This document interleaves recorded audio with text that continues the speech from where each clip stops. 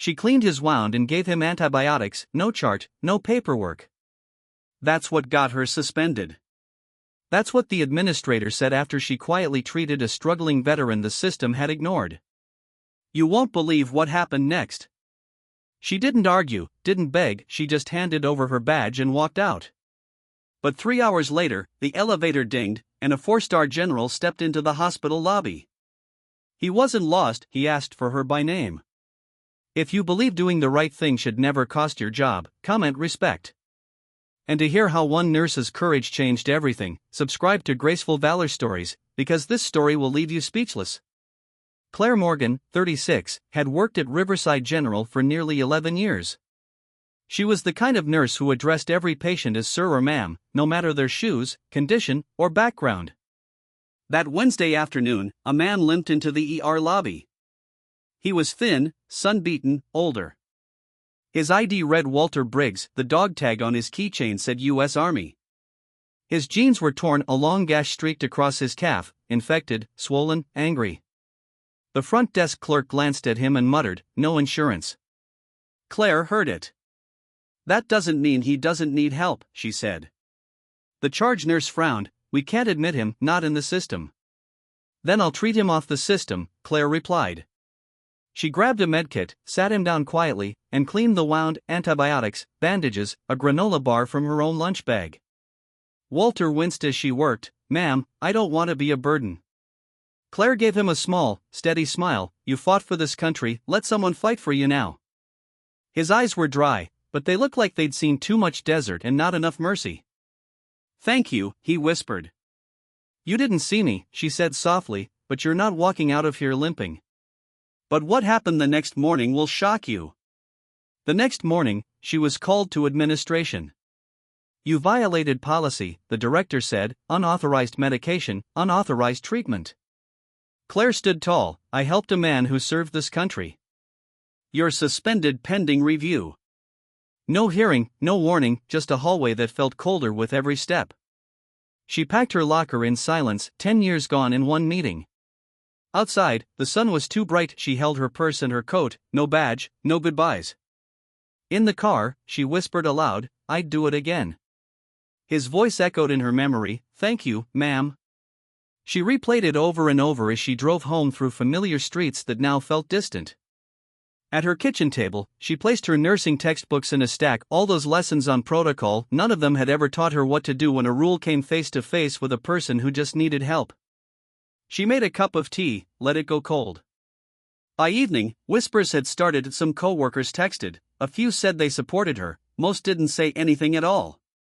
Then someone posted online, "Nurse suspended for helping a veteran, welcome to 2025. Comments flooded into "Policy over people, this is why we lose good ones. My father served and was treated like trash when he came back, God bless that nurse, disgusting, she's a hero, period. If this is true, that hospital should be ashamed. My brother came home from Afghanistan with PTSD and no help, thank God for nurses like her. Fire the administrator instead. If he'd been wearing a suit and had Blue Cross, they'd have given him a warm towel and a private room." Riverside General stayed silent, no statement, no apology. Claire sat on her porch trying not to cry. Her phone wouldn't stop buzzing, messages from coworkers, from veterans, from strangers. One message stood out, "He told me what you did. You don't know me, but I know him, I'm coming." No name, no number, just that. Inside the hospital, the administrator held firm. "We can't reward rule breaking," said Richard Hale, his voice clipped. "It's about structure, not emotion." The next morning, everything changed. At 8:14 a.m., the elevator dinged. A man stepped into the hospital lobby, crisp uniform pressed, for silver stars gleaming on his shoulder boards. The security guard froze. "Can I help you, sir?" The general didn't even glance at him. "I'm looking for Nurse Claire Morgan." Word spread like brushfire, phones came out, staff peeked from break rooms and corners. Hale rushed down from administration. "Ty Askew, General, may I ask what this is regarding?" The general's voice was calm. "I'm here to speak on record." By sunset, Claire's suspension was no longer just a hospital decision, it was a headline.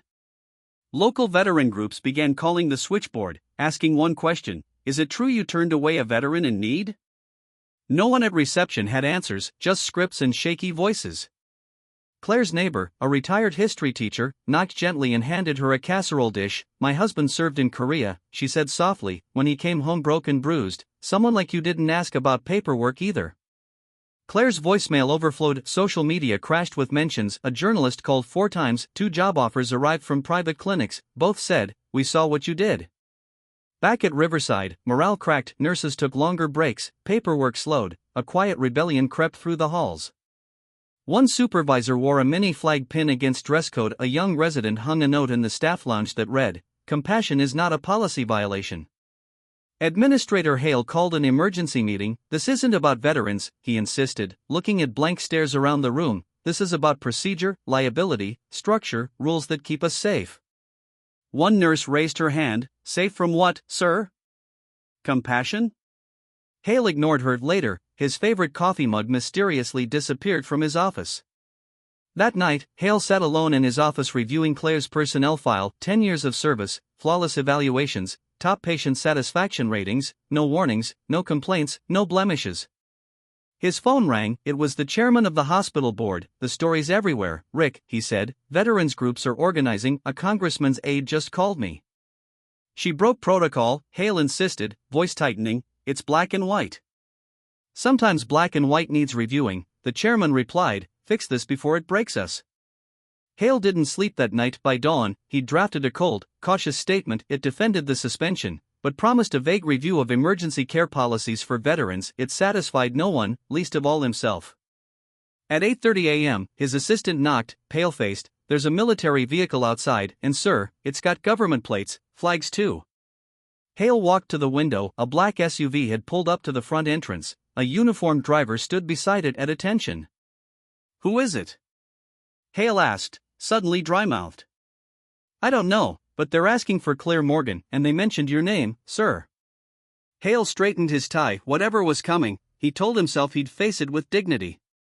But as the elevator dinged once more, and the general stepped into the waiting room, his confidence cracked for the first time. The man stood tall in the center of the lobby. "I'm General Thomas Avery," he said, voice clear, steady, "and I served with the man your nurse helped." He paused. "Walter Briggs saved my life in Kandahar, twice." A low murmur rolled through the staff nearby. The administrator swallowed hard. He didn't ask for attention, he just needed antibiotics and a little dignity. "Your nurse gave him both," General Avery said, his voice calm but firm. He turned to the front desk. "I understand you turned him away because he didn't have insurance." Silence. "When I was bleeding out behind a burning convoy truck, Walter Briggs didn't ask me for a policy number. He didn't wait for forms, he just ran." The general's gaze scanned the room. "When we hit that IED outside Kandahar, 3 of our men were down. Briggs ran through gunfire. No helmet, no body armor, just duty, just loyalty." His voice remained measured, but his eyes burned with quiet authority. Then he reached inside his jacket and held up a sealed letter. "This one," he said, "is already on its way to the Secretary of Veterans Affairs." He pulled a smaller envelope from his inner pocket. "And this is for Claire Morgan." The administrator shifted uncomfortably. "General, this is highly irregular." Avery's head tilted slightly. "So is punishing compassion." He turned to a young nurse by the nurse's station. "Where is she?" "She's outside, sir, sitting on the front curb." Without another word, Avery walked out through the ER doors. Claire looked up as Boots approached the edge of the sidewalk. She blinked, unsure what to expect. The general stopped in front of her and saluted. "Corkman Morgan," he said with gravity, "permission to thank you properly." "I'm not military," she replied, standing slowly. "No," he said, "but you remembered what we fight for." He handed her the envelope. Inside, an invitation to speak at the National Medical Ethics Summit and a job offer from the VA Regional Emergency Response Liaison. Reporters had already gathered, phones were raised, but Claire said nothing. She just stared at the ER entrance behind him. "Will they change?" she asked. "Only if someone like you walks back in," Avery replied. For a moment, time stood still as staff watched from doorways through glass windows on silent security monitors. Every breath felt held, every step frozen. Inside, Administrator Hale stood by the nurse's station, staring at the floor. His title meant nothing against the weight of Avery's medals or the moral authority of his words. This wasn't about protocol anymore, it was about a system that had forgotten its purpose, rules that had outlived their reason.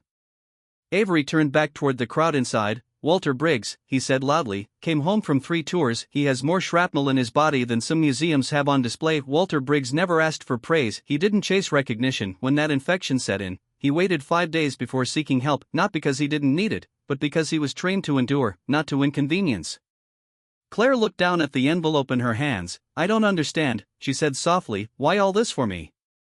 General Avery's face softened. Because this isn't just about you, this happens everywhere, good people punished for doing the right thing, someone had to draw the line. Inside, Administrator Hale stepped forward. General Avery, may I speak with you privately? No, sir, the general said loud enough for the lobby to hear. If you have something to say, say it here. A tense silence followed. Hale glanced up at the hospital's mission statement etched in glass, healing with integrity. It mocked him now. Nurse Morgan, Hale said, his voice carrying across the courtyard, your suspension is rescinded. A nurse clapped quietly, then hesitated, then others joined in, but the applause was hollow. That's not enough, Avery replied, lifting a punishment isn't the same as admitting it never should have happened. Hale's voice cracked, what would you have me do? Start, the general said, by admitting the failure wasn't hers, it was a system that forgot its purpose. Claire remained seated, the letter still unopened. A small crowd had gathered, patients, staff, even people from the street. Then someone stepped forward. Walter Briggs, no cane, no limp, his infection gone. He said nothing, just stood beside Claire. Hale looked between them. The general, the veteran, the nurse. 23 years of administration had taught him to protect the institution at all costs, but now he couldn't remember why. I apologize, he said finally, to both of you. I lost sight of what mattered. Claire stood, brushing off her jeans. What happens now? Avery smiled. That depends on what's in that envelope. 2 weeks later, the hospital installed a plaque near the ER doors, for those who act with compassion before protocol. Claire never gave interviews, but she returned, not as just a nurse, but as the veteran care liaison, a role created for her. Walter Briggs visits every Thursday, always with coffee, always with a small flag he sets on the front desk. One day, a new nurse whispered, is that her, the woman from the story? Briggs replied without looking up, she's not a story, she's a reminder. And now every veteran who walks into Northgate Medical sees a sign above triage, you're not forgotten, you're not alone, welcome home. The story spread fast. Other hospitals reviewed their policies. A state senator introduced the Claire Morgan Act, legislation that guarantees emergency care for veterans regardless of insurance. 3 months after the General Avery incident, Claire walked the halls with quiet purpose. Her badge said Northgate Medical on one side and Department of Veterans Affairs on the other. The change wasn't symbolic. Hale had been reassigned away from policy. 6 hospitals in the network adopted new veteran care protocols. Her office, once a converted supply room, now had a window and a steady flow of visitors, veterans, new nurses, doctors asking questions she was now trusted to answer. General Avery had kept his word. The envelope he gave her hadn't just offered a job, it offered a blueprint, one she followed with calm determination. On a rainy Tuesday, exactly 4 months after Walter Briggs had limped into the ER, Claire found a package on her desk. Inside was a frame holding her old badge, next to it, a handwritten note, some rules are meant to be broken, thank you for knowing which ones. It wasn't signed, but the handwriting was unmistakable. That afternoon, a young resident stopped her. I've got a Marine in room 7, no insurance, VA is 2 hours away, protocol says transfer, but he's not stable. Claire smiled gently, what does your instinct say? The resident hesitated, to treat him now. Then she said, you already know what to do. As she turned to walk away, he called after her, what if I get in trouble? Claire paused, and with a calm certainty that now carried across the entire hospital, she replied, then I'll call the general. If you believe quiet courage still changes the world, hit like, comment respect for those who choose right over rules, and subscribe to Graceful Valor Stories, because stories like this remind us what honor really looks like.